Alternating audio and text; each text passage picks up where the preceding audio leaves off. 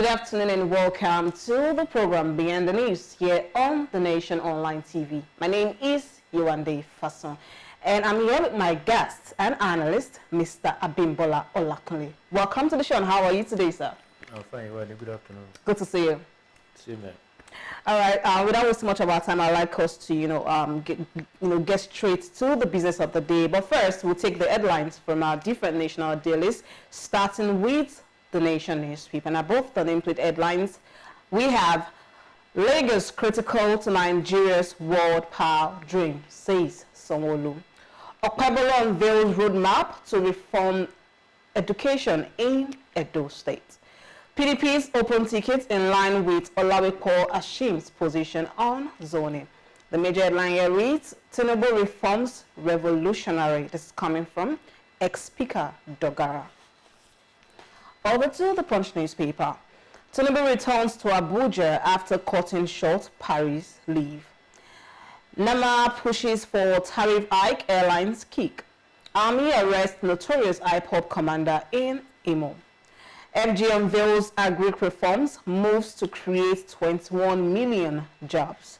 How Nigeria can attain global power. This is coming from Sanwo-Olu. Over to New Telegraph. Plateau on the siege in past 3 decades. Mutwang. DSS files cybercrime charges against Shore, others over anti-Tinubu posts. U.S. Embassy to Nigerians. Visa fees remain non-refundable regardless of outcome. The major headline here reads, Wike on mission to destroy PDP, not acting in APC's interest, Sergei alleges.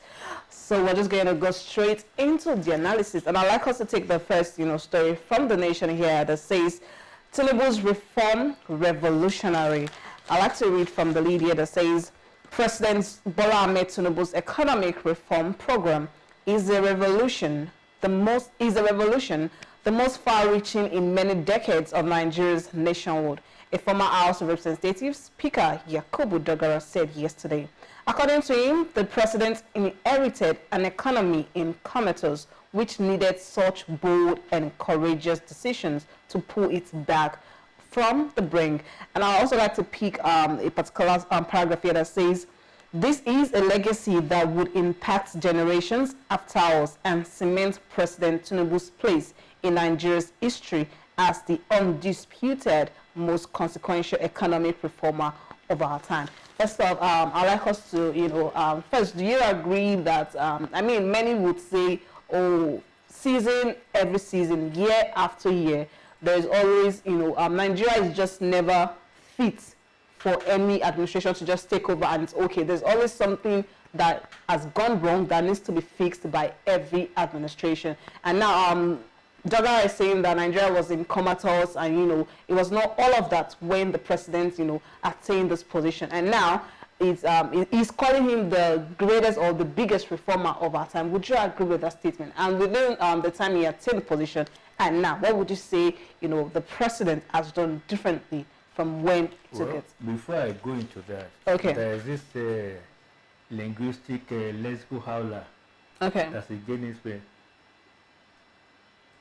A country cannot be in comatose. It can be in a coma. Coma is a noun. Being comatose is an adjective.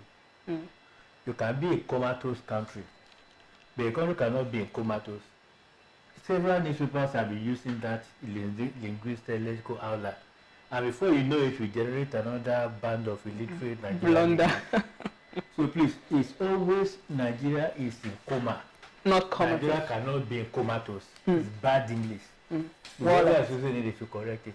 I just feel I feel very strong because each time I read it, I guess why and I say, well, what? Basic language now. Thanks for the correction, sir. Now, number 2, as to what Tinubu has done differently. Yes. So let me first start with the fact that every country, that each government takes over and wants to do something differently is not a monopoly of Nigeria. Yeah. Even in the United States, people that there have been things that have been done, redone, undone, redone, and if something goes on. Yeah. For instance, Obamacare, for instance, some people want to get rid of it. That's the care of the very eldest people, you know, subsidize maybe the health insurance, access to care, and the very elderly. It's been there almost forever, at least from the, let's say, maybe the late 1980s or early 1990s or thereabout. From the get-go. Yes, that concept to take care, because you know in America, of all the developed Western countries, if I get my statistics right, American access to health is the most expensive. Now, whereas countries like the Scandinavian countries, Denmark, Sweden, and the rest of them, two others, Finland, and they've been able to build a health system, you know, funded basically by tax. You know, in the UK, when you are 60 or thereabouts, you don't pay for. You enter a public bus, you don't pay. You enter train, you don't pay. You enter tube, you don't pay. So because your tax have been doing all the paying, so you don't do out of pocket expenses. That's the national health insurance scheme in the US. And I think we are getting into some national health insurance schemes here too.